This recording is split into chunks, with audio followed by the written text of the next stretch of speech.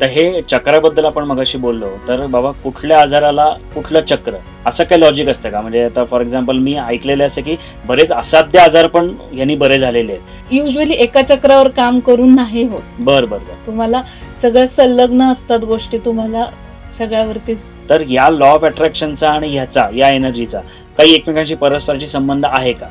आणि त्यांनी एकत्र कॉम्बिनेशननी काही गोष्टी घडू शकतात की जे आपल्या हव्या आहेत? थोड्याशा ह्या गोष्टी संलग्न असतात.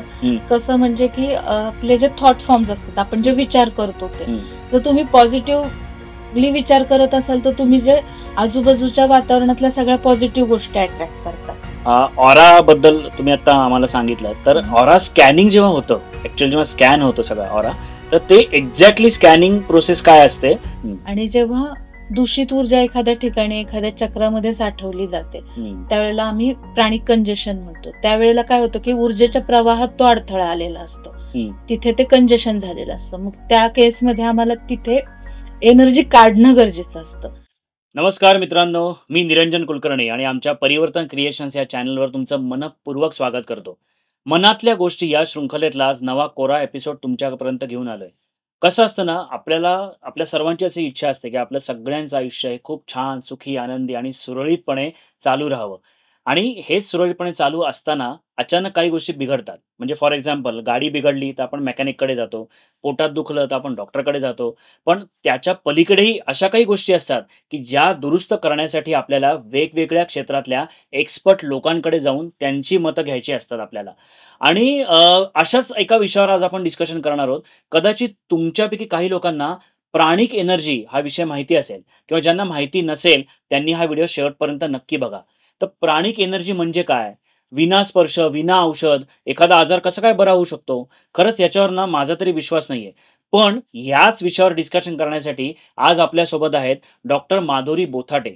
गेली 15 वर्ष त्या होमिओपॅथी प्रॅक्टिस करतायत आणि गेली 5 वर्ष प्राणिक एनर्जी प्रॅक्टिशनर, हिलिंग प्रॅक्टिशनर असं म्हणून त्याही काम करतायत. आणि आतापर्यंत कैकशे लोकांचे आजार त्यांनी बरे केलेत. कैकशे लोकांच्या आयुष्यात त्यांनी वेगळा चैतन्य निर्माण केले. तर चला, आज आपण माधुरी मॅडमशी गप्पा मारूयात आणि हे जाणून घेऊयात हे प्राणिक एनर्जी नक्की काय आहे आणि ते कसं काम करतं. तर शेवटपर्यंत नक्की आमच्याबरोबर राहा.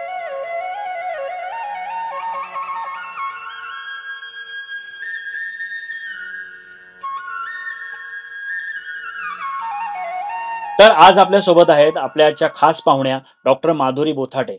माधुरी मॅडम या होमिओपॅथी डॉक्टर आहेत. गेले 15 वर्ष होमिओपॅथी प्रॅक्टिस करतायत आणि गेले 5 वर्षापासून प्राणिक हिलिंग प्रॅक्टिशनर म्हणूनही त्या काम करतायत. खूप खूप स्वागत माधुरी मॅडम तुमचं. आणि मी तुम्हाला सांगू इच्छितो की आतापर्यंत कैकशे लोकांना त्यांनी बरं केलेलं आहे आणि अनेकांच्या आयुष्यात त्यांनी चैतन्य सुद्धा निर्माण केलेलं आहे. तर पुन्हा एकदा तुमचं खूप खूप स्वागत आणि आमच्या परिवर्तन क्रिएशन चॅनलवर मनातल्या गोष्टी ही शृंखला आम्ही चालवत आहोत आणि प्राणिक एनर्जी बद्दल आज खूप काही तुमच्याकडनं जाणून घ्यायचं आहे मला. तर मला मगाशी आपण बोलत होतोच याविषयी, तर मला पहिला प्रश्न असा मनात आहे की प्राणिक एनर्जीचा जन्म कसा झाला आणि हे कुठून सगळं सुरुवात झाली? सर्वप्रथम मी हा जो लोकांना कमी माहीत असलेला विषय आहे प्राणिक एनर्जी ह्या विषयावर निरंजन तुम्ही आणि तुमच्या टीमने मला बोलण्याची संधी दिली याबद्दल मी तुमचे आभारी आहे. आणि आता जसं तुम्ही विचारलं की प्राणिक एनर्जी म्हणजे काय? आपल्या शरीरात जी प्राणशक्ती असते तिचा वापर करून रोगाचे निवारण करणे याला प्राणिक हिलिंग असं म्हणतात. म्हणजे बघा, एखादा व्यक्तीची डेथ झाली तर आपण काय म्हणतो, प्राण गेले किंवा प्राण हरपले. म्हणजे ती प्राणिक एनर्जी ही आपल्याला जिवंत ठेवण्यासाठी गरजेची असते. मग तिचाच वापर करून आम्ही रोगावरती उपचार करतो. अच्छा, पण मग याचे जनक कोण? हे कोणी सगळं शोधून काढलं? हे मास्टर चो कॉक सुई आहेत आमचे गुरु. त्यांनी ही पद्धती सुरू केली. ऍक्च्युली ते लहान असल्यापासून त्यांना ह्या अशा वेगळ्या अद्भुत गोष्टींचं फार अट्रॅक्शन होतं. त्यांनी त्यासाठी खूप पुस्तकं वाचली, देशी विदेशी प्रवास केला आणि सगळ्याचा अभ्यास एकत्रित करून त्यांनी हे सायन्स डेव्हलप केलं. म्हणजे आता पूर्वीच्या काही कला होत्या की तिबेटियन लोक, चायनीज, की त्यांच्यामध्ये त्या एनर्जीच्या वेगवेगळ्या होत्या. किंवा आपल्याकडे असं म्हणतात की बुद्धांचा ऑरा एवढा मोठा होता की ते जवळनं गेले तरी कित्येक व्याधी निवारण व्हायचं. करेक्ट. ह्या सगळ्या गोष्टीचा त्यांनी अभ्यास केला आणि त्याच्यातून ह्याला एक सायंटिफिक बेस दिला आणि हे शास्त्र डेव्हलप केलं. बरं, बरं. म्हणजे ही एक कला आहे आणि विज्ञानही आहे. दोन्ही आहे. पण मग याचा आपला जे योगशास्त्र आपल्याला जे सांगितलं आहे भारतामध्ये, तर या योगशास्त्राचा आणि ह्याचा काही संबंध आहे का हो, ह्याचे परस्परांशी? संदर्भ आपलं पतंजलींचं योगशास्त्र, हां. नंतर तांत्रिक बौद्धिझम हं. ह्याच्यामध्ये किंवा आपल्या वेदांमध्ये देखील ह्याचा संदर्भ आहे ह्या बरं, बरं, बरं. शक्तींचा. आणि ही ऊर्जा निर्माण कशी होते? ही ऊर्जा निर्माण कशी होते म्हणजे प्रत्येकाच्या बॉडीमध्ये प्राण ऊर्जा ही असतेच. बरं, बरं.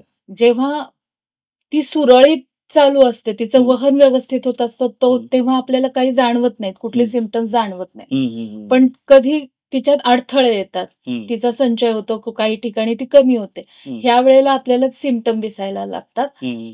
मग आपण त्याच्यावरती हिलिंगनी उपचार करतो. बरं, बरं. मग ते तुम्ही कसं करता? म्हणजे ती जी एनर्जी जी तुम्ही ट्रान्सफर करता एका व्यक्तीकडनं दुसऱ्या व्यक्तीकडे, तर ते करण्याच्या आधी तुमची पूर्वतयारी काय असते? किंवा तुम्हाला काय वेगळ्या प्रकारची काही साधनं लागते का करायला? असं काही तुम्ही करता का? ॲक्चुअली हे तुम्ही जर शिकलात तर सामान्य माणूस देखील करू शकतो. अच्छा. आणि ते आत्मसात केल्यानंतर तुम्हाला पूर्वतयारी काय तर ट्विन हार्ट मेडिटेशन म्हणजे आमच्यात द्विहृदय ध्यानधारणा असा बरं. जो एक कन्सेप्ट आहे. बरं, बरं, बरं. ते करावं लागतं आम्हाला. ते नियमित करावं लागतं. तसेच हं. काही व्हर्च्यूज आहेत जे लाईफ मध्ये आपल्याला अंगीकारावे लागतात कॅरेक्टर बिल्डिंगसाठी. हं, काही हं. आमचे एथिक्स आहेत, काही हं. रूल्स आहेत. हं. ते सगळे आम्ही पाळतो. बरं. त्याच्यातनं प्युरिटीकडे जातो थोडक्यात ओके. म्हणजे प्युरिटीकडे जातो आणि जेव्हा ट्विन हार्ट्स करतो हं. त्याची एनर्जी आमच्यामध्ये आलेली हं. ही खूप हे असते, वेगळी असते. ट्विन बरं. हार्ट्समध्ये काय करतो आपण तर हां. जी ऊर्जा, वैश्विक ऊर्जा असते तीच हो. आम्ही माध्यम असतो, चॅनल असतो फक्त बरं. आणि ती पृथ्वीला देतो. अच्छा. हो. पृथ्वीला देतो, हां. तिला आशीर्वाद देतो. हां. आणि मग आपण म्हणतो ना, की आपण दिल्यानं आपल्याला पण मिळतं. हं, म्हणजे हं. ते मल्टिपल फोल्ड्समध्ये आपल्याकडे येतं हं, सगळं. बरं. हा ट्विन हार्ट्सचा फायदा आहे. Okay, okay. पण म्हणजे तुम्ही आत्ता जे म्हणालात, की वैश्विक ऊर्जा हं. म्हणजे आपण कॉस्मिक एनर्जी जी म्हणतो, की जी अध्यात्मामधनं तयार झालेली आहे, की जे काही थोडंफार माझं वाचन आहे या क्षेत्रातलं, हं. तर हीच कॉस्मिक एनर्जी तुम्ही सकारात्मक ऊर्जा या पॉइंट ऑफ व्ह्यूने तुम्ही देता हो. समोरच्याला. जेव्हा पृथ्वीला आपण देतो त्यावेळेला तिला आपण आशीर्वाद देतो. हो. आनंद, सुख, करुणा, हं. दया ह्या शब्दांचा वापर करून पृथ्वीला आशीर्वाद देतो. बरोबर. आणि त्याच्यावरच सगळं आधारित असतं. अच्छा, अच्छा. आणि जेव्हा आपण हां. पेशंटला हे करतो, हो. हिलिंग करतो, त्यावेळेला त्याच्या शरीरातली दूषित ऊर्जा काढून टाकतो आणि तिथे हं. चांगली ऊर्जा देतो. अच्छा. असा हा कन्सेप्ट आहे. Okay, okay. ऑराचा तुम्ही उल्लेख केला होता हं. तुमच्या आधीच्या मुद्द्यामध्ये. हं. तर ऑरा म्हणजे नक्की काय? आणि कारण मी ना काही ठिकाणी अशा जाहिराती पण वाचलेल्या आहेत, की तुमचा ऑरा क्लीन करून घ्या वगैरे, वगैरे. म्हणजे नक्की काय असतं म्हणजे? आता बुद्धाचा पण तुम्ही उल्लेख केला की त्यांचा आपल्याला कळतं की आणि ते जाणवतं. मी पण ते अनुभव घेतलेला आहे, की एखाद्या व्यक्तीला आपण भेटल्यानंतर खूप छान वाटतं आपल्याला. प्रचंड पॉझिटिव्ह, प्लेझंट वाटतं. आणि असे पण मी उदाहरणं पाहिलेली आहेत, की नको वाटतं बाबा. असं वाटतं, की ही व्यक्ती कधी जाईल इथनं किंवा नको मला, मी दूर जातो या व्यक्तीपासून. तर हे ऑरा म्हणजे नक्की काय? ऑरा म्हणजे आभामंडल म्हणजे हां. प्रत्येकाच्या शरीराभोवती एक वलय असतं ऊर्जेचं, त्याला ऑरा असं म्हणतात. बरं. आणि तुम्ही जसं म्हणाला, की काही व्यक्तींच्या सहवासात आपल्याला छान वाटतं. हो, हो. त्यांच्या फ्रिक्वेन्सीज चांगल्या असतात. पॉझिटिव्हिटी असते म्हणून आपल्याला छान वाटतं आणि बरं. काही नको वाटतं तिथे. तर हं. ते एनर्जी ड्रेनर्स असतात ॲक्चुअली. बरं, बरं. म्हणजे अशा काही जागा पण असतात. काही जागांच्या बाबतीत पण असं होतं, की ओके. कुठे गेल्यानंतर आपली समजा एक्झाम्पल म्हणजे मंदिरात गेल्यानंतर छान वाटतं हं, हं. किंवा काही स्मशानभूमी घ्या. हो. तिथे गेल्यानंतर आपल्याला ड्रेन झाल्यासारखं बरोबर. वाटतं. हा तो एनर्जीतला फरक असतो. बरं, बरं, बरं. पण मग हे ऑरा क्लीन कसं करतात? ऑरा क्लिनिंगसाठी आम्ही जे हिलिंग्स करतो त्याच्यात हं. आमच्यात जनरल स्वीपिंग हा एक कन्सेप्ट आहे. हं. त्या ह्याच्यात तो ऑरा क्लीन होतो. हं. किंवा अगदीच घरगुती म्हणाल तर मिठाचा वापर करून देखील आपण ऑरा क्लीन करू शकतो. कुठे वापरायचं मीठ ते? तुम्ही अंघोळीच्या पाण्यात थोडंसं 2-3 चमचे खडे मीठ घेतलं बरं. आणि ते पाणी अंगावर घेतलं तरी तुमच्या हो ऑरा का? क्लिनिंगसाठी त्याचा चांगला बरं, बरं. उपयोग होतो. नाही म्हणजे फॉर एक्झाम्पल एखादा माणूस खूप निगेटिव्ह आहे हं. आणि सतत निगेटिव्ह विचार करतोय. अरे हे नाही होणार, ते नाही होणार, की हा असाच आहे. म्हणजे स्वतःचं बघत नाही, दुसऱ्याच्या चुका कायम हं. काढायच्या आणि कायम निगेटिव्ह व्हायचं. हं. पण मग अशा व्यक्तीला जर हा प्रयोग करायचा म्हटला, हं. तर ते लगेच जातं ते? लगेच नाही जाणार. त्यांना इंटरनली पण हां. काम करण्याची गरज गरज आहे. आहे. हां. पण एक थोडासा एनर्जेटिक वाटतं त्यांना. बर बर बर म्हणजे इव्हन तुम्ही पण हा प्रयोग करून बघा बर की 1-2 दिवसातच तुम्हाला थोडंसं स्वतःमध्ये बदल जाणवायला लागेल. अच्छा अच्छा अच्छा. आणि मग दुसरी कुठली पद्धत तुम्ही म्हणला, समजा खडे मिठाचा नाही झाला उपाय, तर दुसरी कुठली पद्धत आहे? दुसरी एक अजून मिठाचीच हे आहे की हां. आपलं जे खाण्याचं मीठ असतं हां. ते त्याचा लेप द्यायचा शरीराला हं. आणि ते धुवून काढायचं अंघोळीच्या वेळेला. बरं. त्याने देखील छान मदत होते. इव्हन म्हणजे आपल्याकडं मिठाला हे हां. मीठ हे काय करतं तर ते एनर्जी हं. थांबवतो म्हणजे अच्छा. डिसइंटिग्रेट करतो ती एनर्जी सगळी. बरं, बरं, बरं. म्हणजे आमच्याकडे सॉल्ट वॉटर बाउलचा कन्सेप्ट आहे. ज्याच्यात ओके. पाणी एनर्जी ॲब्सॉर्ब करते हं. आणि मीठ ती एनर्जीचं विघटन करतं. अच्छा, अच्छा, अच्छा. तर मिठामध्ये ही शक्ती आहे आणि आपल्या हं. पूर्वजांना पण हे माहिती होतं बघा. हां. आपल्याकडे दृष्ट काढण्याची पद्धत आहे. Yes, yes. एक्झॅक्टली. मी ती तुम्हाला तेच मिठाने विचारणार होतो. दृष्ट काढली जाते. काढली जाते. त्याचा बेस हा आहे बरं, ॲक्चुअली. बरं, बरं. ओके. इव्हन तुम्हाला कुठं छोटासा मसल स्पाझम जर असेल ना, हं. त्याच्यावर मिठाचा लेप दिला आणि काही काळाने धुवून काढला तर नक्कीच त्या ह्याच्यात फरक जाणवतो. फरक जाणवतो. अच्छा, अच्छा. प्राणिक एनर्जीबद्दल मी वाचत होतो, तेव्हा मला असं लक्षात आलं, की त्यामध्ये काही चक्रा हिलिंग पद्धत असतात. हे नॉर्मल आपल्या अध्यात्मात पण असं सांगितलं, की सप्तचक्र असतात, की जे सप्तचक्रांनीच किंवा पंचमहाभूतांनी हे सगळं आपली शरीर बनलेलं आहे वगैरे. तर ही या चक्राबद्दल आम्हाला जरा जाणून घ्यायला आवडेल, की ही काय प्रकारची चक्र असतात आणि ही आपल्या एनर्जी बॉडीला कसं सपोर्ट करतात? इन जनरल सप्तचक्र हा कन्सेप्ट आहे जसं तुम्ही म्हणालात हो, तसं. हो. परंतु आमच्या प्राणिक हिलिंगमध्ये आमच्या जो बेसिकचा क्लास असतो, पहिला क्लास हं. प्राणिक हिलिंग मधला, हं. त्याच्यामध्ये 11 चक्रांचा कन्सेप्ट आहे. 11? 11 चक्रांचा. बरं, बरं, बरं. आणि चक्र म्हणजे काय असतं तर व्हर्लिंग एनर्जी सेंटर्स म्हणजे वेगाने फिरणारी ऊर्जा केंद्र असतात. बरं, बरं, बरं. आणि त्या चक्रांमध्ये एनर्जीचं वहन व्यवस्थित झालं तर तुम्ही निरोगी असता. हं. आणि प्रत्येक चक्राला आपला एरिया ठरवून दिलेला आहे. म्हणजे आपलं काम त्यांना माहिती आहे. तिथं ते काम करतात आणि त्यामुळं आपली बॉडी संतुलित ऊर्जा राहू शकते बॉडीमध्ये. त्याची काय नावं सांगू शकाल का? म्हणजे नावं सांगू शकेन. हां. एक तर सहस्रार चक्र म्हणजे इथे जे आहे ते सहस्त्रार. क्राउन चक्र. ओके. नंतर ललाट चक्र, फोरहेड चक्र. इथे. इथे. हां, हां. त्यानंतर आजना चक्र. आजना. इथे. म्हणजे 2 डोळ्यांच्या मध्ये. भुवयाच्या अच्छा. इथे. ओके. थ्रोट. थ्रोटला.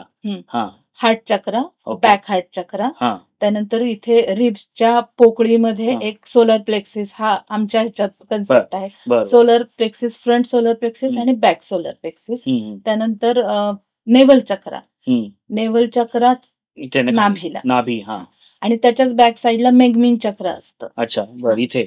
हे नाव तुम्ही ऐकलं नसेल. नाही. फर्स्ट टाईमच ऐकलेलं. मेगमिन चक्र हे फार महत्वाचं चक्र आहे ओके. आमच्या दृष्टीनं. हं. त्यानंतर सेक्स चक्र असतं आणि त्यानंतर बेस ऑफ द स्पाईनला मूलाधार चक्र, बेसिक चक्र. बरोबर. आणि त्यामध्ये जर फरक झाला तर त्याचं तुम्हाला मी उदाहरण सांगते. सपोज आता जर बेसिक चक्र घेतला आपण, तर त्याचं काम आहे की मस्क्युलोस्केलेटल सिस्टीम म्हणजे स्नायू आणि अस्थी संस्था ह्याच्यावरती ते काम करतं. तसंच ब्लड प्रोडक्शन, रक्त निर्मितीमध्ये पण त्याचं खूप महत्वाचं काम. जर ह्याच्यामध्ये बिघाड झाला तर काय होतं तर मग स्नायूंचे आजार, पाठीच्या कण्याचे आजार हे दिसायला लागतात. आणि तसंच आमच्या ह्याच्यात सायकोथेरपी नावाचं पण एक आहे म्हणजे जी आम्ही हिलिंग करतो. त्याच्यामध्ये पण बेसिक चक्राचं काम आहे की तिथे सेल्फ कॉन्फिडन्स, सेल्फ इस्टीम कमी असणाऱ्या केसेसमध्ये आम्हाला बेसिक चक्रावरती काम करावं लागतं. बेसिक म्हणजे कुठला? मूलाधार चक्र. बरं. म्हणजे तिथे जर काही बिघाड निर्माण झाला तर तुमचा कॉन्फिडन्स लेवल लो होतो किंवा उगाचच एखाद्या गोष्टीची भीती वाटायला लागते वगैरे असं. तर मग हे प्रत्येक चक्राचं काहीतरी एक वेगवेगळं फंक्शन आहे. बरोबर आहे. प्रत्येक चक्राला आपापलं काम वाटून दिल्यासारखं आहे. अच्छा. पण आता आजकाल आपण बघतो म्हणजे हे पूर्वी पण असं होतं शाळांमध्ये किंवा कॉलेजेसमध्ये सुद्धा, की एखादा विद्यार्थी खूप हुशार आहे आणि एखादा विद्यार्थी कमी हुशार आहे आणि एखादा विद्यार्थी खूप ढ आहे असं. तर हे जे क्लासिफिकेशन किंवा वर्गीकरण जे होत आलेलं आहे, तर ही कुठली चक्र बिघडली की हा प्रॉब्लेम होता? म्हणजे एखादा विद्यार्थी ढ आहे आपण जेव्हा म्हणतो, गणित काही कळतच नाही. आता गणित हा विषय आपण घेऊया, की आता मला सुद्धा खूप भीती वाटायची एकेकाळी गणिताची. तर नक्की तिथे कुठल्या चक्रात बिघाड निर्माण होतो आणि ते कसं आपण त्याला रिपेअर करू शकतो?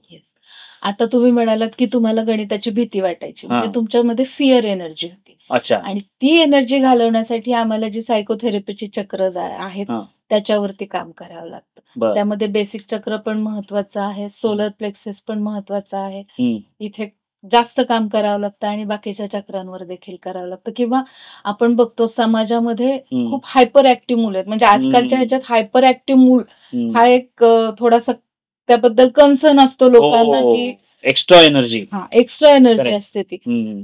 त्या केसेसमध्ये पण आम्हाला बेसिक चक्रावर बाकीच्या चक्रांबरोबर बेसिक चक्रावरती जास्त काम करावं बरोबर. लागतं. पण मग ते काय सेपरेट सेशन्स असतात का त्याचे? हां, म्हणजे हीलिंग जसं-जसं तुम्ही घ्याल तसं-तसं त्याचा फरक पडत जातो. बरं, बरं. किती वेळाचं असतं सेशन? समजा एखादा आपण करायचा म्हटलं तर? साधारण आजारानुसार बदललं जातं. हां, हां. जर आता दातदुखी हं. हा कॉमन येणारा एक इश्यू आहे. हं, हं. त्याच्यासाठी जर हीलिंग करायचं तर अगदी 5 ते 10 मिनिटाचं काम असतं. बरं, बरं, बरं. परंतु जेव्हा सायकोथेरपी असते, सायकोथेरपी प्लस बाकीचे फिजिकल गोष्टी असतात. हं. अशा वेळेला मिनिमम 45 मिनिट्स तरी जातात एका ओके, ओके. 45 मिनिट्सचं सेशन. मिनिमम. बरं, बरं. मला आता हे जाणून घ्यायला आवडेल, की तुमची सुरुवात कशी झाली या क्षेत्रात? कारण तुम्ही होमिओपॅथी तुमची बॅकग्राऊंड होती. तुम्ही होमिओपॅथीची प्रॅक्टिस करताय गेले 15 वर्ष, अजूनही चालू आहे. तर हे प्राणिक एनर्जी कसं तुमच्या आयुष्यात याची सुरुवात कशी झाली? प्राणिक एनर्जीची सुरुवात म्हणाल तर माझी भाऊजाई आणि माझी भाची यांनी आधी त्या हीलर्स आहेत. बरं, तर त्या मला खूप दिवस म्हणायच्या, की तू कर, तुला फायदा होईल आपल्या मेडिकल फील्डसाठी तुला फायदा होईल. अच्छा. पण असं मला कधी आतून वाटलं नाही. म्हणजे कुठली गोष्ट शिकण्यासाठी योग यावे लागतात हो. वगैरे जे म्हणतात ना आपल्याकडं, हो. तसं थोडंसं असतं. बरं. याचा मी त्यावेळेला चांगला अनुभव घेतला. एकदा माझ्या मिस्टरांची पाठ दुखत होती बरं. आणि भाची माझी घरी होती. तर अच्छा. तिनं स्कॅनिंग केलं हं. आणि मग सांगितलं, की मामा तुला हा इथे त्रास आहे, तिथे त्रास आहे. तर त्याला त्याची खूप क्युरिओसिटी वाटली, की हे नक्की काय आहे? मला शिकायचंय. म्हणून मग मी जे आमचे प्राणिक हीलिंगचे सर आहेत, टीचर आहेत, त्यांना मी संपर्क केला आणि बघा इथे त्या सरांचा नंबर माझ्याकडे 2 ते 3 वर्ष आधीपासून होता. पण मला असं कधी वाटलं नाही, की हे मी शिकेल किंवा त्यासाठी त्यांना संपर्क करावा. बरोबर आहे. पण मग जेव्हा अभिजितला वाटलं, की हे मला शिकायचं, तेव्हा मग 3-4 वेळा माझं सरांशी बोलणं झालं त्या संदर्भात. आणि त्याचं कन्फर्म केलं आम्ही ॲडमिशन कोर्ससाठी आणि तो फोन ठेवताना सर म्हणाले, की "मला असं वाटतं, की तू पण उद्या येशील क्लासला." रात्रीतनं काय वाटलं माहिती नाही. मी सकाळी उठल्यावर ह्याला म्हटलं, "मी पण येणार, मला पण शिकायचंय." मग त्यावेळेला सर म्हणले, की "गुरु शिष्याला निवडतो. ती वेळ यावी लागते, मग तुम्ही बरोबर अच्छा. एखादी चांगली गोष्ट व्हायची असेल तर ती वेळ यावी लागते." बरोबर. पण मग तो काय कोर्स किती वर्षांचा होता किंवा महिन्यांचा होता असं काही होतं? आमचे कोर्सेस हे साधारण 2 दिवसाचे असतात. बरेचसे कोर्सेस. काही कोर्सेस हायर कोर्सेस 1 दिवसाचे पण असतात. पण त्या 2 दिवसाच्या कोर्समध्ये जर बेसिकचा कोर्स घ्याल तर एवढं मोठं पुस्तक आहे. ज्याला आपण एक अकॅडमिक इयर घालवू शकतो. तो 16 तासांमध्ये तो अभ्यासक्रम कसा शिकवायचा ह्याचं इतकं छान मास्टरांनी स्ट्रक्चर करून दिलेलं आहे. ट्रेनर्ससाठी म्हणजे ट्रेनर्सला ट्रेनिंग देण्यासाठी पण त्यांना वेगवेगळे कोर्सेस करावे लागतात. टेस्टिमोनियल्स असतात ते करावे लागतात. प्लस त्यांचे रिवाइज कोर्सेस ते व्यवस्थित शिकवतात का हे बघण्यासाठी पण त्यांना रिव्हिजन सेशन्स वगैरे करावे लागतात.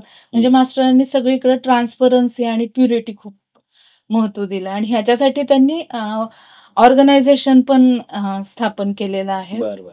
म्हणजे जर तुम्ही बेसिकचा कोर्स घेतला ना, जगभरात कुठेही जा त्याच पद्धतीने तसंच शिकवला जातो.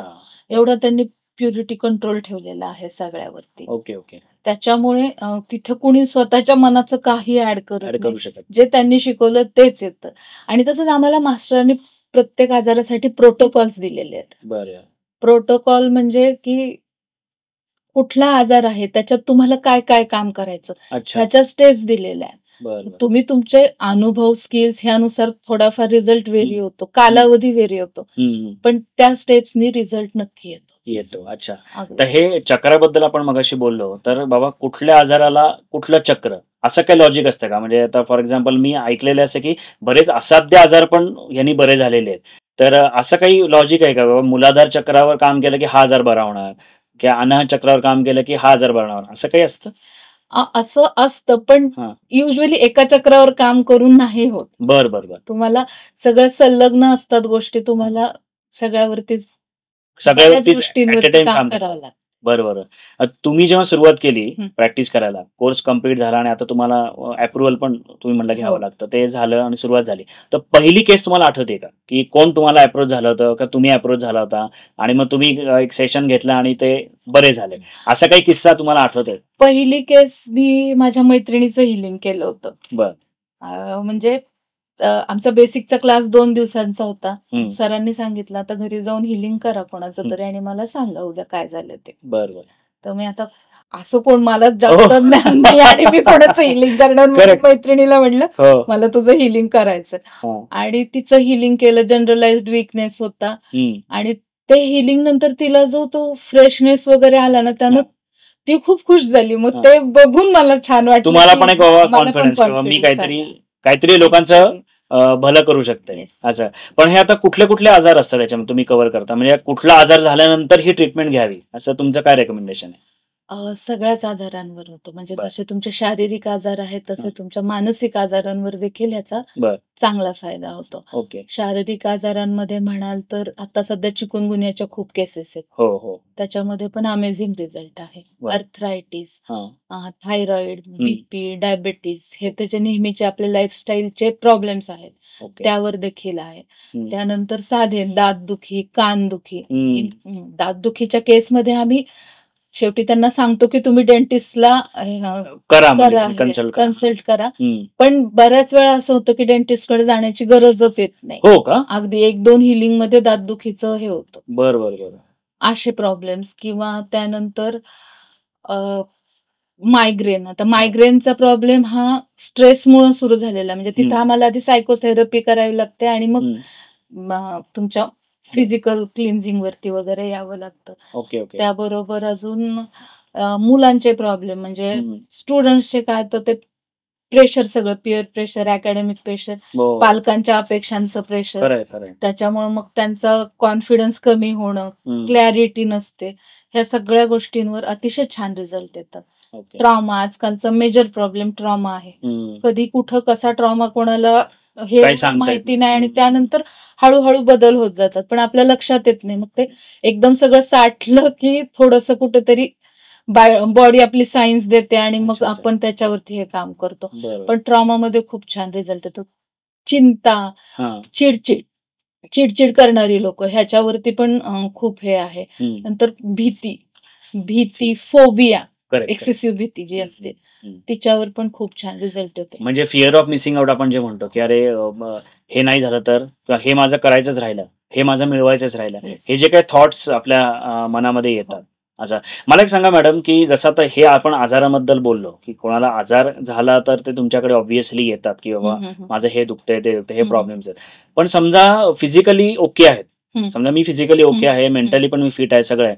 पण माझ्या करिअरमध्ये मला जे हवंय म्हणजे जिथे मी आतापर्यंत पोहोचायला हवं होतं, हं, हं. की माझं वय वाढत चाललंय, हं, पण हं. माझी अर्थपूर्ण प्रगती होत नाहीये. हं, हं, हं. असं जर केस कोणी घेऊन आलं तुमच्याकडे किंवा हं, आले असतील कदाचित, हं. तर त्याच्यावर काय रेमेडीज तुम्ही त्यांना देता? अशी ही एनर्जी इथे उपयोगी पडते? हो, निश्चितच उपयोगी पडते. हां. ह्याच्यासाठी देखील आम्हाला आमच्या मास्टरांनी प्रोटोकॉल्स दिलेले आहेत. हां. प्रॉस्पेरिटी हीलिंग किंवा हं. अट्रॅक्ट गुड लक हं. ह्या नावांखाली. हं. परंतु हे एक कलेक्टिव्ह प्रोसेस आहे. म्हणजे हं. नुसतं हीलरनी काम करून तिथे बरं. रिझल्ट येणार नाही. त्याच्यात हं. तुम्हाला काहीतरी स्वतःवरती काम करावं लागतं बरं, पेशंटला बरं. देखील. बरं. अ, छोट्या-छोट्या गोष्टी असतात. हं, हं. थोडेसे काही व्हर्च्यूज अंगी बाळगावे लागतात. हं. त्यानंतर थोडंसं प्युरिटीकडे कल वाढवावा लागतो हं. स्वतःचा. हं. देन हायर बीइंगची पण आपल्याला ह्या केसेसमध्ये गरज पडतेच. म्हणजे त्यांचे आशीर्वाद लागतातच. बरं, बरं, बरं. आणि आमचे हीलिंग्स फक्त मल्टिपल सेशन्स घ्यावे लागतात. कारण हां. कुठेतरी ब्लॉकेज आहे. हो, त्यामुळं हो. हे होतं. म्हणजे तुमचा कॉन्फिडन्स नाही एक्झॅक्टली. वाढत आहे. हां, हां. कारण कुठेतरी ब्लॉकेज आहे. ब्लॉकेज आहे. कुठेतरी एनर्जीचा संचय आहे. हं. कुठेतरी एनर्जी कमी आहे. हं. ह्या सगळ्यावरती आम्ही काम करतो. हं. पण ही एक कलेक्टिव्ह प्रोसेस आहे. रिझल्ट येतो. तर हायर बीइंग्स तुम्ही जे काय म्हणलात, म्हणजे काय कोणाचे काय? हायर बीइंग्स म्हणजे एंजल्स म्हणू शकता तुम्ही, हां. देवदूत किंवा अच्छा. Superior power okay. अशा अर्थाने घेऊ म्हणजे देवाचा आशीर्वाद थोडक्यात का? हां, चालेल. असं आपण समजू शकतो. बरं, बरं, बरं. पण मी असं काही केस सॉल्व्ह केली आहे का तुम्ही रिसेंटली? हो. होते असेच की केसेस. बाबा प्रमोशन्स कोणाचे तरी अडकले, प्रमोशन्स की खूप कष्ट अडकले. करतोय, सगळं करतोय पण होत नाहीये, काहीतरी वर्कआउट होत नाहीये असं. बऱ्याच वेळा प्रॉपर्टीचे व्यवहार होत नाहीत. हां. अशा पण काही केसेस असतात, की कुठेतरी एक स्टक झालंय. एक्झॅक्टली. स्टक झालोय. हे जे फिलिंग असतं ना, हं. ते असतं आणि मग सगळं आपण ह्या कलेक्टिव्हली काम केलं तर त्यातनं नक्कीच बाहेर पडतो. Okay, okay. पण आता तो कालावधी किती असतो? समजा आता मी तुमच्याकडे आलो हं. एखाद्या पर्टिक्युलर काहीतरी हं. प्रॉब्लेम घेऊन आणि आपलं सुरू झाले हं. सेशन्स. हं. तर तो बदल दिसण्यासाठी कालावधी किती जावा लागतो? याचं काही गणित आहेत का? त्याचं गणित असं नाहीये. ते ऍक्च्युली तुमच्या बॉडीवरती, तुमच्या प्युरिटीवरती अवलंबून असतं. बरं, बरं. म्हणजे साधी गोष्ट असेल, आता जे मी दातदुखीचं एक्झाम्पल दिलं, हं. त्याच्यामध्ये हार्डली 1 ते 2 हिलिंगमध्ये फरक पडतो किंवा बऱ्याच लेडीजला मासिक पाळीच्या वेळेला पोटात दुखतं. हं. त्यालाही पहिल्या हिलिंग नंतर जवळ-जवळ 60% ते 70% फरक पडतो. हं. आणि जर तुम्ही पुढच्या सायकलच्या आधी कॉन्टॅक्ट केला ना, तर ते अव्हॉइड पण करू शकतो आपण. बरोबर आहे, बरोबर. तसंच जर काही क्रॉनिक डिसीजेस असतील, हं. त्या केसेसमध्ये की रुमॅटिझम आहे, आर्थरायटिस आहे, ह्याच्यामध्ये तुम्हाला जास्त वेळ लागतो. मल्टिपल हिलिंग्स करावे लागतात. बरं, बरं. ओके. सुरुवातीला मी जसा उल्लेख केला, की हे कला आणि विज्ञान याचं कॉम्बिनेशन आहे प्राणिक एनर्जी म्हणून. तर सध्या आपण बघतोय, की लॉ ऑफ अट्रॅक्शन म्हणा किंवा मॅनिफेस्टेशन म्हणा, हे पण लोकं सांगतात, की बाबा हे एक सायन्स आहे, हे काही जादू नाही, पण हे सायन्स आहे. तर या लॉ ऑफ अट्रॅक्शनचा आणि ह्याचा, या एनर्जीचा काही एकमेकांशी परस्परांशी संबंध आहे का? आणि त्यांनी एकत्र कॉम्बिनेशननी काही गोष्टी घडू शकतात, की ज्या आपल्या हव्या आहेत आयुष्यामध्ये अचीव्ह करायच्या आहेत. तर याच्याबद्दल तुमचं काय मत आहे?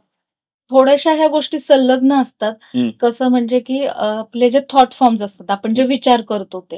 जर तुम्ही पॉझिटिव्हली विचार करत असाल, तर तुम्ही जे आजूबाजूच्या वातावरणातल्या सगळ्या पॉझिटिव्ह गोष्टी अट्रॅक्ट करता. राइट. जेव्हा तुम्ही निगेटिव्ह विचार करता, तेव्हा सगळं आता मला जायला ही गाडी माझी चुकणार आहे, मला जायला उशीरच होणार.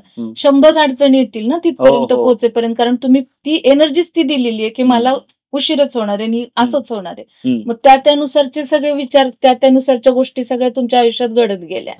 असं होतं. आणि जेव्हा आता तुम्ही म्हणालात, की लॉ ऑफ अट्रॅक्शन किंवा अफर्मेशन्स, ह्याचा निश्चित फरक पडतो, पण वेळ लागणार. कारण सपोज आपण अफर्मेशन्स चालू केली आहे, 1 महिना झाला, 6 महिने झाले, की माझं सगळं व्यवस्थित होऊ दे बाबा, भरभराट होऊ दे. हो, पण त्यासाठी तुम्ही जर काही कष्टच केले नाही, तर ती भरभराट कशी होणार? आणि एक थॉट फॉर्म तयार झालेला असतो आपल्या जन्मापासून. म्हणजे सपोज आपण एक्झाम्पल घेऊया, की थॉट फॉर्म हा एक वेल मासा आहे आणि तुम्ही अफर्मेशन्स म्हणतात, जसं की ते गप्पी माशाच्या रूपात आहे. तर ह्याच्या पुढे ह्याचा टिकाव लागणं अवघड आहे ना, त्यासाठी तुम्हाला बाकीच्या 4 गोष्टी देखील करायलाच पाहिजेत ना. बरोबर आहे. माझी एक्झाम छान होणार, मी पास होणार, पण तू अभ्यास तर कर, त्यासाठी लागणाऱ्या गोष्टी तर बघ. करेक्ट. शेवटी कष्ट आहेत शेवटी जे आणि गीतेमध्ये सांगितलेलं आहे, की कर्म हे तुम्हाला करावंच लागणार आहे. या बाकी गोष्टी फक्त तुम्ही कर्म केल्यानंतर तुम्हाला ते सपोर्ट करणार आहे. पण मॅडम, बऱ्याचदा असं होतं, म्हणजे मी पण असे अनुभव घेतलेत माझ्या आतापर्यंतच्या आयुष्यामध्ये, की अनपेक्षित काहीतरी घडतं आपल्यासमोर, अघटित म्हणा किंवा अचानक. आता आमच्याच फॅमिलीमध्ये एक जण झाले होते, की माझ्या भावाची डेथ झाली 3 वर्षापूर्वी, की ते कोणाला अपेक्षितच नव्हतं. मग ते कुठेतरी मनाला असं एक होतं, की बाबा आपण तर सगळं पॉझिटिव्ह आहे, सगळं आहे, किंवा मग या गोष्टी का घडतात, किंवा अनेक निगेटिव्ह गोष्टी आपल्याला कल्पना पण आपण नसते आणि आपण त्या करतो. मग अशा वेळेला या गोष्टी कशा हँडल करायच्या, स्वतःला ते कसं समजवायचं? ऍक्च्युली ह्या अशा ज्या असतात ना, त्या ट्रॉमॅटिक एनर्जीज असतात आणि काही विशिष्ट चक्रांमध्ये त्या एनर्जीज खूप जास्त असतात. आम्हाला त्याच्यावरती काम करावं लागतं. त्या एनर्जीज कमी केल्या की तुम्हाला फरक दिसतो. म्हणजे आपल्या ज्या एनर्जी बॉडीमध्ये आधी तो फरक दिसतो आणि मग तो फिजिकल वरती येत असतो. ट्रॉमा हा तिथे आधी साठवला जातो, मग काही दिवसांनी बाबा तो तुम्ही जे उदाहरण दिलं, ते तुमच्या मनाला लागणारी गोष्ट, तुम्ही काळजी केली, असं का झालं ह्याचा विचार केला. सपोज तुम्हाला त्यानंतर ऍसिडिटीचा त्रास झाला, पण तुम्हाला दिसताना सरफेसवर फक्त ऍसिडिटी दिसते, इकडचं कॉज दिसत नाहीये. तर आम्ही काम करतो ते आधी तुमच्या एनर्जी बॉडीवरती करतो, मग फिजिकल वर करतो. पण काही केसेसमध्ये हे उलट पण होतं, की सपोज ऍक्सिडेंटची केस आहे, फ्रॅक्चर, ते आधी फिजिकल बॉडीवरती फ्रॅक्चर झालं आणि मग त्याचा इम्पॅक्ट इकडे ट्रॉमामध्ये दिसतो. आताचा मेजर कन्सर्न लोकांचा ट्रॉमा हा आहे. कुठल्याही स्वरूपाचे असतात, अगदी चाइल्डहुड पासूनचे असतात, छोटे छोटे असतात, ते साठत गेलेले असतात, निगेटिव्ह पेंटअप इमोशन्स असतात. किंवा रिलेशनशिप इश्यूज असतात. Okay, okay. त्यामध्ये पण रिलेशनशिप इश्यूमध्ये म्हणजे not necessary husband wife, girlfriend, boyfriend, student teacher हं. किंवा कॉर्पोरेटमध्ये तुमचे बॉस आणि बॉस आणि एम्प्लॉई किंवा partners, business business partner partners. हां. अशा स्वरूपाच्या ह्याच्यामध्ये पण खूप छान रिझल्ट येतो. हं. ऍक्च्युली आपल्यात काही नातं डेव्हलप होतं, काही हे होतं म्हणजे काय एनर्जी फ्रिक्वेन्सीज मॅच व्हायला लागतात मॅच व्हायला लागतात. बरोबर. आणि जेव्हा थोड्या छोट्या गोष्टी होतात त्या साठत जातात. हं. मग आपण त्या व्यक्तीकडे त्या चष्म्यातनं बघतो निगेटिव्हिटीच्या. हं. आता ह्याला हाच रिस्पॉन्स असणार आहे. हं. ती गोष्ट झाली ना त्याला तोच रिस्पॉन्स असणार आहे. जेव्हा दोन्ही व्यक्तींचं हिलिंग करतो तेव्हा तो निगेटिव्हिटीचा चष्मा दूर होतो अच्छा. आणि सकारात्मक दृष्टीने तुम्ही एकमेकांकडे बघायला लागता. हं. किंवा अगदीच वर्स्ट केसमध्ये डिवोर्स झाला हं. तरी ते हॅपीली मूव्ह ऑन होतात. म्हणजे त्यांना रिग्रेट नसतो. रिग्रेट नसतो. आणि जेव्हा तो रिग्रेट असतो ना त्यानंतर ते जेव्हा रिमॅरेज करतात किंवा कुठल्याही ह्याने आयुष्याची नवीन सुरुवात करतात ना तिथे पण त्यांच्या मनात ते असेल तर ते पुढे जाताना जरा त्रास होतोच त्यांना. ह्या हिलिंगने तो त्रास देखील कमी अच्छा, होतो. अच्छा, अच्छा. म्हणजे जसं आता तुम्ही सांगितलं की मी तुमच्याकडे आलो आणि एखाद्या पर्टिक्युलर गोष्टीवर मी सेशन्स केले. ते तुम्ही मला सगळी एनर्जी ट्रान्सफर केली, सगळं आलं की आता मी ओके आहे.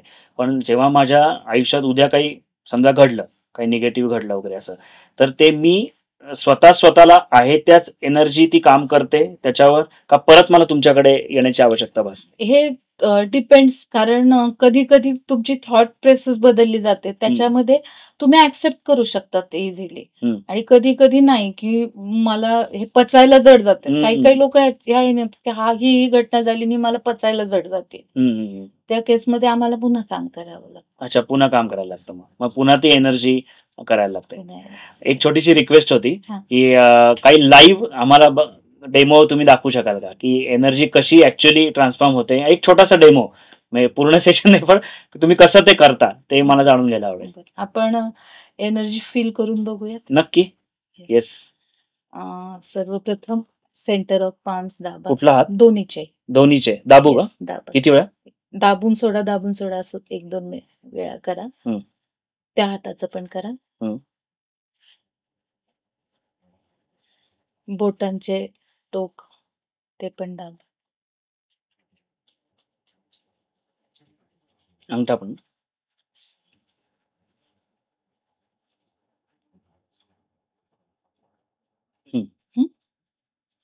पुन्हा सेंटर. डीप ब्रीदिंग करा. डोळे झाका. हात असेच राहू दे. असे का? म्हणजे समोरच राहू दे हात. आपल्याला हातांनीच एनर्जी फील करायची. ओके. एकदा फक्त माझ्याकडे बघा. असे नंतर आपल्याला हात ठेवायचे आहेत. अशा आत्तापासून ठेवू का? ठीक आहे, काही प्रॉब्लेम नाही. डीप ब्रीदिंग करा. इनहेल करा, होल्ड करा, exhale, hold, inhale, hold, exhale, hold, inhale, hold, exhale, hold. आता डोळे उघडून हातांवरती लक्ष केंद्रित करा. एक साधारण 2 ते 3 इंच अंतरावर हात ठेवा. आणि खोल श्वास घ्या आणि सोडा. हे करत करत फक्त हात असे पुढे मागे करा थोडेसे. पुढे.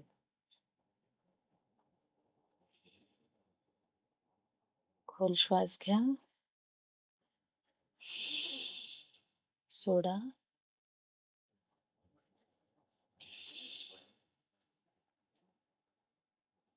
त्यानंतर हाताचं असं रोटेशन करा. आता थोड्याशा जास्त अंतरावरून हात असे एकमेकांच्या जवळ आणा आणि मागे न्या. बाहेर नेताना इनहेल करा. जवळ आणताना एक्झेल करा. अच्छा, बाहेर नेताना इनहेल. हां.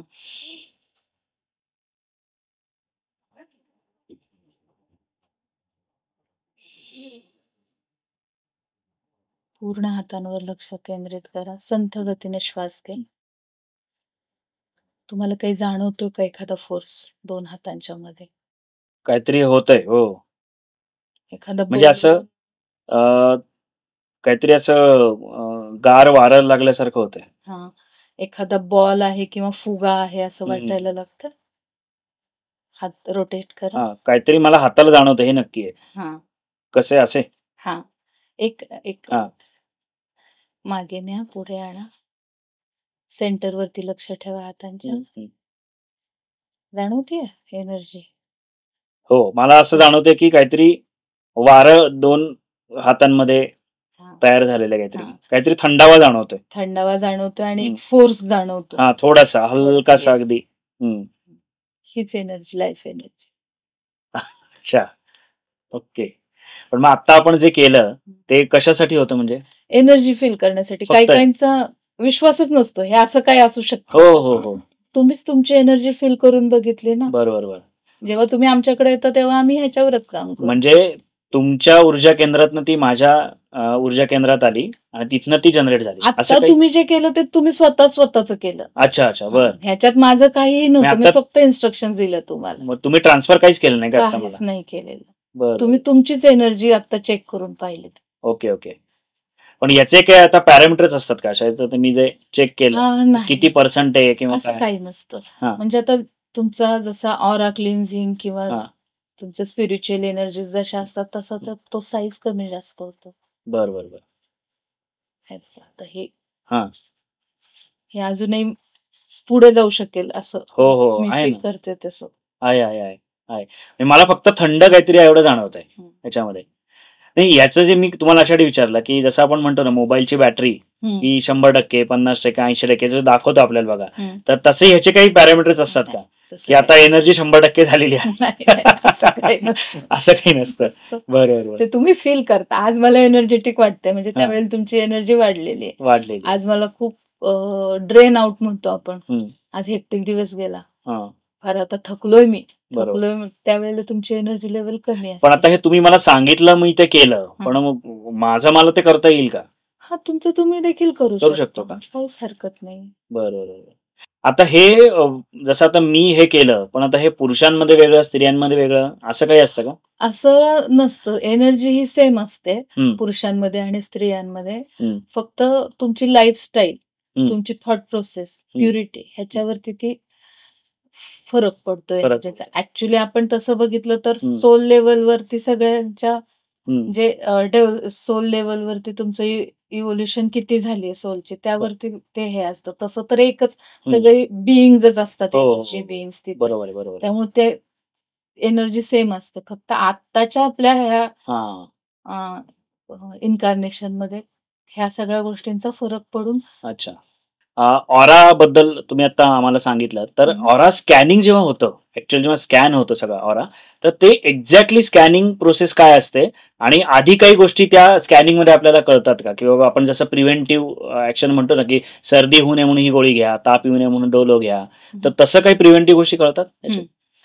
स्कॅनिंग म्हणजे काय? एनर्जी फील करणं. तर ऑरा तुमची जेव्हा आम्ही स्कॅन करतो तेव्हा तिथे चेक करतो की एनर्जी कितपत आहे, कशी आहे. स्कॅनिंग हे प्रत्येक चक्रांचं देखील आम्हाला करावं लागतं. प्रत्येक चक्राचा एक 4 ते 5 इंच ही नॉर्मल साईज असते. आणि जेव्हा दूषित ऊर्जा एखाद्या ठिकाणी एखाद्या चक्रामध्ये साठवली जाते त्यावेळेला आम्ही प्राणिक कंजेशन म्हणतो. त्यावेळेला काय होतं की ऊर्जेच्या प्रवाहात तो अडथळा आलेला असतो. तिथे ते कंजेशन झालेलं असतं. मग त्या केसमध्ये आम्हाला तिथे एनर्जी काढणं गरजेचं असतं. मग ती एनर्जी काढून, दूषित एनर्जी काढून चांगली एनर्जी दिली जाते. फॉर एक्झाम्पल मायोपिया नावाची एक कंडिशन आहे की ज्याच्यात लांबचं धूसर दिसतं आणि जवळचं क्लिअर दिसतं. त्या ह्याच्यात इथे प्राणिक डिप्लिशन झालेलं असतं डोळ्याभोवती. तर डिप्लिशन म्हणजे काय? तर ऊर्जा तिथून लीक होते थोडक्यात. तिथं ऊर्जेचा लीक झाल्यामुळे प्रवाह कमी होतो. मग त्या केसमध्ये आम्हाला तिथे ऊर्जा द्यावी लागते. किंवा दातदुखीचं उदाहरण घेतलं तर तिथं कंजेशन असतं. म्हणजे लिटरली इथला जर दात दुखत असेल तर इथून फील केलं तरी आम्हाला ते जाणवतं तिथे कंजेशन आहे. तर मग आम्हाला तिथली दूषित ऊर्जा काढावी लागते. डिप्लिशन ते कमी करावं लागतं आणि चांगली ऊर्जा द्यावी लागते. त्याने ऊर्जेचा प्रवाह सुरू झाला की तुम्हाला व्यवस्थित बरं वाटतं. आणि प्रिव्हेंटिव्ह असं म्हणालात ना, तर जेव्हा आपण एखाद्या गोष्टीसाठी तुम्ही माझ्याकडे आलात की माझी पाठ दुखते, त्यावेळेला स्कॅनिंगच्या वेळेला जर काही गोष्टी जाणवतात की हा बदल शरीरात होतोय, होतोय. होऊ घातलाय, हा सिम्प्टम काही दिवसांनी येऊ शकणार आहे अच्छा. पेशंटला. त्या ओके. केसमध्ये आम्ही बोलतो, हं, की हे असं तुम्हाला त्रास होतोय का? हं, नाही मॅडम, आता नाही होतंय. हं. पण काही दिवसांनी होऊ शकेल म्हणून मी त्याच्यावर आजच काम करते. अच्छा, अच्छा, तर अच्छा. ह्या केसमध्ये मग ते प्रिव्हेंटिव्ह हं, मेजर्स म्हणून वापरलं जातं. हं. इव्हन प्राण्यांमध्ये देखील छान रिझल्ट आहेत प्राणिक हिलिंगचे. बरं, बरं, बरं, बरं. म्हणजे अगदीच उदाहरण द्यायचं झालं तर आमचा पेट मर्फी हो, आहे. हो, हो. तर ज्यावेळेला त्याला नॉशिएटिंग फीलिंग होतं, व्हॉमिटिंग फीलिंग येतं, त्याची एक टिपिकल पोज असते. तो अशा पोजमध्ये जातो. हं, त्यावेळेला कळतंच आम्हाला की हा व्हॉमिट करणार आहे. हं, हं, त्या क्षणाला जर तुम्ही त्याचं हीलिंग केलं ना, हं. तो 5 मिनिटात तो व्यवस्थित शांत हो? झालेला असतो. त्याला व्हॉमिटिंग होत नाही बरं, त्यानंतर. बरं, बरं, बरं. म्हणजे अशा खूपशा कंडिशन्स आहेत. ओके. इव्हन प्राण्यांमध्ये देखील एक भीतीचं हे असतं, की हं, कुठल्यातरी गोष्टीची त्यांना भीती बसते आणि हं, त्यांच्या हं, रिएक्शन्स बदलतात. हं. काही प्राणी तर खाणं पण सोडून देतात, पेट्स. हं, हं, हं. त्या केसेसमध्ये पण छान रिझल्ट येतात. Okay, okay. म्हणजे हे गरजेचं आहे अगदी. स्कॅनिंग होणं. स्कॅनिंग हा खूप मोठा मेजर पार्ट आहे आमच्या अच्छा. हिलिंग प्रोसेसमधला. बरं. तेव्हाच आम्हाला कळतं, की कुठं काय बदल काय झालेला बदल आहे झाले? आणि कुठं काय अच्छा, काम अच्छा. म्हणजे मग करायचंय. आधी स्कॅनिंग करायचं आणि त्याच्यानंतर त्यानंतर तुम्ही ठरवता, की एनर्जीवरती काम करायचं. ट्रीटमेंट पुढची काय असायला पाहिजे किंवा येस. पुढचं सेशन तुम्ही डिझाइन करू येस. शकता. ते मास्टरांनी सांगतानाच, की स्कॅनिंग आधी करा, मग हा प्रोटोकॉल वापरा. Correct, correct. तुमचे काय रीडिंग्ज आहेत ते बघा, मग मी सांगितलंय त्यानुसार करा. त्यांनी बरं. कुठल्याही गोष्टीवर अंधविश्वास ठेवायला नाही हां, सांगितलं. ऑब्व्हियसली तुम्ही बरोबर आहे. हे सायन्स आहे, हे हं, प्रूव्हन आहे. तुम्ही हं, त्याचा अनुभव घ्या, हं. पडताळणी करा हो, आणि बरोबर आहे. मग हे कारण मगाशी जे आपण केलं, की अनुभूतीचाच आहे शेवटी अनुभव. सगळ्या गोष्टी. हे काय दिसणारं नाहीये गोष्टी या. टँजिबल नाहीये गोष्टी. Okay, okay. ते पण आता मला सांगा दैनंदिन आयुष्य जगताना आपण रोज काय प्रॅक्टिसेस करू शकतो? की जेणेकरून बाबा छान सुखी आयुष्य, आनंदी आयुष्य आपण जगू शकतो. अशा काही छोट्या-छोट्या टिप्स तुम्ही देऊ शकता का? टिप्स म्हणजे हं, एक तर तुमचं आपल्या म्हणजे योगामध्ये, योगशास्त्रामध्ये पण सांगितलेलं आहे, की हं, एक्सरसाइज करणं गरजेचं आहे. हं, एक्सरसाइज करतो म्हणजे काय करतो, त्यावेळेला जी साठलेली, हं, संचय झालेली ऊर्जा आहे ती बाहेर टाकतो आणि हं, नवीन ऊर्जा घेतो. हं, पण आपल्याला ह्याच्याशी काही हे नसतं. हं. 2-4 वेळा हात हलवले, हे केलं की आपली एक्सरसाइज झाली असं असतं. अच्छा, अच्छा, अच्छा. बरं. पण त्याच्यामागे देखील काहीतरी कारण आहे. हं, हं, तुम्ही एक्सरसाइज करा.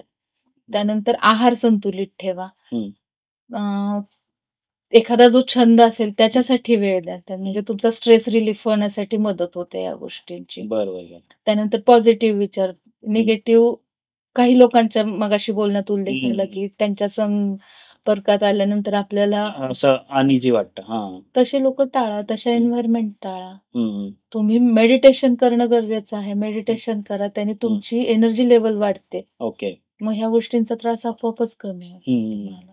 पण आता निगेटिव्ह टू पॉझिटिव्ह आपल्याला जर जायचं असेल, तर ते असं होऊ शकत नाही ना, की चला आता मी उद्यापासून पॉझिटिव्हच विचार करणार. कारण आपल्याला सगळ्यांना माहिती आहे, की life is a beautiful balance of positive आणि निगेटिव्ह. कारण काहीतरी निगेटिव्ह बरोबर. घडणारच आहे आपल्या आयुष्यात. असं होणारच नाही, की सगळंच पॉझिटिव्ह घडणार आहे असं. तर मग ती सुरुवात कशी करायची? कुठून करायची आता? जर एखाद्या आपल्याला निगेटिव्ह माणसाला घरातलाच आपला एखादा माणूस असेल, म्हणजे नवरा-बायकोचं उदाहरण घेऊयात, की नवरा पॉझिटिव्ह आहे, बायको निगेटिव्ह किंवा बायको खूप पॉझिटिव्ह आहे, नवरा निगेटिव्ह आहे. हं. तर ते रिलेशन कुठेतरी डिस्टर्बन्स क्रिएट होतो. तर ते हीलिंग करण्यासाठी आपण आपल्या लेव्हलला हं. कशी सुरुवात करू शकतो, की आता मला नाही बाबा, या एखाद्या गोष्टीकडे मला पॉझिटिव्हच बघायचंय. हं. छोट्या-छोट्या घरातल्या गोष्टी असतात, तुम्ही पण अनुभवलेलं असेल, की हे भांडं असंच का ठेवलं? ती ताटली तशीच का ठेवली? किंवा हे चुकीचंच का केलं तू? लाईटच का चालू ठेवला? छोट्या-छोट्या गोष्टींवरनं भांडणं होत असतात हं, सारखी हं, घरामध्ये हं. आपल्या सगळ्यांच्या. तर या गोष्टींकडे आपण कसं बघूयात?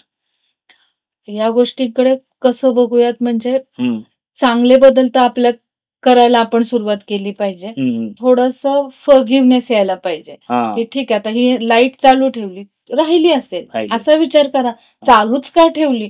हं. तुम्ही जाऊन बंद करू शकता ना ती. हां. कशाला म्हणजे त्यासाठी तक-तक कशाला करता? तुम्ही तुमची एनर्जी कशाला वेस्ट करता ना? Correct, correct, correct. बरोबर आहे. असा विचार थोडा-थोडा करून बरोबर नक्कीच आहे. बदल होतो नक्की तो. ते हळू-हळू बदल होऊ शकतो येस. आणि ते निगेटिव्ह टू पॉझिटिव्ह ते कन्व्हर्ट होऊ करणं शकतात. सुरू. हे जे तुम्ही मगाशी सांगितलं ना, हं. ह्याला सपोर्टिंगला काही ओंकार वगैरे काही करायचं असतं का? ओम असं काही? नाही ॲक्चुअली श्वासावरती सगळं नियंत्रण श्वासावरती? असणं गरजेचं आहे ना. त्यामुळे अच्छा. तुम्ही जेव्हा ओंकार कराल तेव्हा हां. होल्ड आमच्या ह्याच्यात जे हो. इन्हेल केल्यावर मी तुम्हाला होल्ड करायला सांगितलं. एक्झेल बरोबर आहे. केल्यावर होल्ड करायचं. हां. ते तुम्ही करू शकत नाही. त्यामुळं त्यामुळे आपल्या सुरुवातीला ब्रीथिंगवर हे करा. येऊन तुमच्याकडनं गाईडन्स घेतलेलं केव्हाही चांगलं आणि मग ॲक्चुअली हे आम्हाला बेसिकमध्ये हां. देखील सगळं शिकवलं जातं. बरं. शक्य असेल तर तुम्ही क्लासेस करा. हो. म्हणजे मास्टरांचं असं हे होतं, की हं. प्रत्येक घरात एक हीलर तयार व्हायला पाहिजे. बरोबर आहे, बरोबर आहे. आयुष्य सुखी, ओके. समाधानी आणि सर्वार्थानं भरभराटीचं होईल. भरभराटीचं होईल. पण आता मला सांगा, उद्या समजा तुम्ही आता प्रॅक्टिशनर आहात, हं, बरोबर? तुम्ही हं, अनेक हं. लोकांना आतापर्यंत बरं केलंय म्हणा किंवा हे केलंय. हं. उद्या तुम्हाला समजा काही प्रॉब्लेम झाला, हं. तर तुम्ही तुमचं करू शकता का येस, हिलिंग? येस. का तुम्हाला आणखीन तिसऱ्या माणसाकडे जावं लागतं? दोन्ही गोष्टी होतात. हां. आम्हाला आमच्या हिलिंगचे पण मेडिटेशन्स असतात. बरं. सेल्फ हिलिंगच्या पण टेक्निक्स असतात. अच्छा. म्हणजे जसं-जसं आता बेसिक, ॲडव्हान्स सायकोथेरपी जसं-जसं तुम्ही पुढे जाता, हं. तसे-तसे त्या टेक्निक्स असतात. हं. आणि जर अगदीच 2-3 गोष्टी एकत्र आल्या, हं. की मध्यंतरी मला व्हायरल झालं होतं. हं. त्याच्यातच मला बॅक इंजुरी झाली. अगदी हं. 15 दिवसापूर्वीचीच गोष्ट आहे. बरं, बरं. त्या ह्याला मी स्वतःचं हिलिंग करणं मला अवघड जात होतं. मग हं. माझ्या भाचीला सांगितलं, की माझं हिलिंग कर. आणि लिटरली तुम्हाला सांगते 2 हिलिंगमध्ये माझं बॅक इंजुरीचा त्रास कमी हो झाला. का? आणि ह्या विरुद्ध एक 11 वर्षांपूर्वी हं. मुलगी लहान होती माझी. त्यावेळेला मला एक बॅक इंजुरी झाली होती आणि त्यावेळेला मी 3 वेळा एम-आर-आय, नंतर डॉक्टरांनी मला सर्जरी सांगितली होती. पण हिची एक्झाम म्हणून मी तेवढ्या ह्याच्यात, की आपण त्यांचा मुलगा देखील तिच्याबरोबरच होता. त्यामुळे त्यांना ती सगळं पिक्चर समोर होतं, की आता काही सर्जरी करू शकणार नाहीत. हं. मग फिजिओथेरपी घ्या, मग ते हं. कायम करा, हे ते सगळं त्यातनं गेलेली आहे मी. ज्यावेळेला इंजुरी झाली त्यावेळेला मला पहिला विचार हा आला, की आता ह्या सगळ्यातनं मला पहिल्यासारखं जायचं नाहीये. जायचं नाहीये. हां. मग मी तिला सांगितलं, की हं. माझं हिलिंग कर. हं. आणि 2 हिलिंग नंतर मी विसरून देखील गेले, की मला बॅक इंजुरी झाली आणि मला तो काल एवढा त्रास होत होता. बरोबर आहे. अशा गोष्टींचा नक्कीच हे बरोबर आहे. मुलांचं फोकस वाढावं किंवा कॉन्सन्ट्रेशन वाढावं म्हणून काही सेपरेट असतात का healing programmes? Separate healing programmes असतात. म्हणजे हे सगळं इंटेन्शनचा खेळ आहे. अच्छा. म्हणजे जिकडं तुमचं कॉन्सन्ट्रेशन असेल तिकडं ती एनर्जी प्रवाहित होते. हं. असं आहे. हं. मग जेव्हा हिलिंग करतो आम्ही त्यावेळेला ते इंटेन्शन्स आम्हाला हे करावं द्यावे लागतात. हं, हं. त्या इंटेन्शननी ते करावं लागतं. हं, हं. मग फरक पडतो. फरक पडतो. एक आणखीन महत्त्वाचा प्रश्न माझ्या मनात आता आलाय, की जेव्हा एनर्जी ट्रान्सफर होते, समजा आता मी तुमच्याकडे आलो, की मला काय पाठदुखी आहे आणि मला त्याला हिलिंग करायचंय. पण आपल्यामध्ये डिस्टन्स खूप आहे. समजा मी पुण्यात आहे आणि तुम्ही मुंबईत आहात. तर हे डिस्टन्सनी शक्य होतं का मला फिजिकली तुमच्यापर्यंत यावं लागतं? प्राणिक हिलिंगमध्ये दोन्ही प्रकारे उपचार केले जातात. पेशंट समोर असताना देखील किंवा पेशंट आपल्यापासून हजारो किलोमीटर अंतरावर असताना देखील. बरं. शेवटी ऊर्जा ही आपण जिकडं लक्ष केंद्रित करतो तिकडं ऊर्जेचं वहन होतं. अच्छा. म्हणजे तुम्ही कुठेही असाल तरी आम्हाला फरक पडत नाही. तुम्हाला तेवढाच त्याचा फायदा होतो. जो समोर असताना केलेलं हिलिंग आणि लांब असताना केलेलं हिलिंग. बरं. दोन्हीमध्ये सेमच रिझल्ट असतो. सेमच रिझल्ट असतो. ती एनर्जी वाहते तिकडं हां, कारण काम करते. मी तेच म्हटलं, कारण आता आपण इतक्या जवळ बसलेलो आहोत. तुम्ही आता जे मला इनहेल एक्झेल सांगितलं, की हा आपण जे एनर्जी फिलिंगचा एक्सरसाइज केला, तर ते तेवढ्या इंटेन्सिटीनी ते पोहोचतं का म्हणजे असं एक माझ्या मनात विचार नक्कीच होता. पोहोचतं. नक्कीच रिझल्ट येतात. पेशंटचे फीडबॅक येतात तसे. फक्त मग त्यांनी ते स्वीकारायला पाहिजे ना, असं काही थोडं रिसेप्टिव्ह राहावं लागतं. हां, कारण ते पण मी असं ऐकलेलं आहे, की ते पूर्ण श्रद्धेने, निष्ठेने त्यांनी ते म्हणजे कुठल्याही पॅथीमध्ये जा, कुठेही जा, तुमचा डॉक्टरवर विश्वास नसेल तर तुम्हाला त्याचा फरकच पडत नाही. हां. मग हे होतच ना. तुम्ही विश्वास ठेवा, रिसेप्टिव्ह राहा. म्हणजे त्या ह्याच्यात की तुमचे क्रॉस हँड्स, क्रॉस लेग्स नकोय. कारण मग त्यावेळेला ऊर्जेला तुम्ही नाही म्हणता माझ्याकडे येण्यापासून. ओके. त्यासाठी ती रिसेप्टिव्ह पोज असते. बरोबर. त्यामध्ये राहिला तर ओके. त्या एनर्जीज तुमच्यापर्यंत पोहोचतात, त्यांचं त्या काम करतात, तुम्हाला बरं वाटतं. अच्छा. खूप गोष्टी माहीत नव्हत्या ज्या आज माहीत झाल्या. प्राणिक एनर्जीबद्दल खरंच म्हणजे फार काही बोललं जात नाही किंवा खूप कमी याच्यावर आत्तापर्यंत सगळीकडे अवेअरनेस झालेला आहे. पण तुम्हाला भेटलो आणि आपलं डिस्कशन झालं आणि हा पॉडकास्ट आज झाला. माधुरी मॅडम, खूप धन्यवाद तुमचे. प्राणिक एनर्जीबद्दल खूप नवीन माहिती मला मिळाली. अगदी कुठेतरी मी काहीतरी वाचलेलं होतं. पण तुमच्यामुळे अनेक प्रश्नांची उत्तरं त्यानिमित्ताने मिळाली. आणि मंडळी, तुम्हाला हा एपिसोड कसा वाटला आम्हाला कमेंट करून नक्की कळवा. आणि प्राणिक एनर्जीबद्दल तुमच्या मनात ज्या काही शंका असतील, काही इश्यूज असतील, काही प्रॉब्लेम्स असतील, तर मॅडमच्या कॉन्टॅक्ट डिटेल्स डिस्क्रिप्शनमध्ये आहेत. त्यांना कॉन्टॅक्ट करा आणि ज्या काही बिघडलेल्या गोष्टी असतील ना तुमच्या आयुष्यातल्या, त्या त्यांना भेटून तुम्ही नक्की रिपेअर करून घ्या. आपण पुन्हा लवकरच भेटणार आहोत एका नव्या कोऱ्या एपिसोडसह आणि अशाच एका खास व्यक्तीबरोबर. मॅडम, पुन्हा एकदा तुमचे आभार. ॲक्चुअली निरंजन, तुमच्या आणि तुमच्या संपूर्ण टीमचे मी आभार मानते, की प्राणिक हिलिंग सारखा कमी लोकांना माहीत असणारा विषय तुम्ही इथे घेतलात. त्याच्यासाठी मला बोलण्याची संधी दिलीत आणि ह्यातून थोडी जनजागृती होईल अशी मी अपेक्षा करते. निश्चित. आणि हे जे तुम्ही कार्य करताय त्यासाठी आणि तुम्हाला आणि तुमच्या टीमला हं. खूप खूप ब्लेसिंग्स. अरे धन्यवाद, येस. धन्यवाद मॅडम. तर पुन्हा लवकरच भेटू.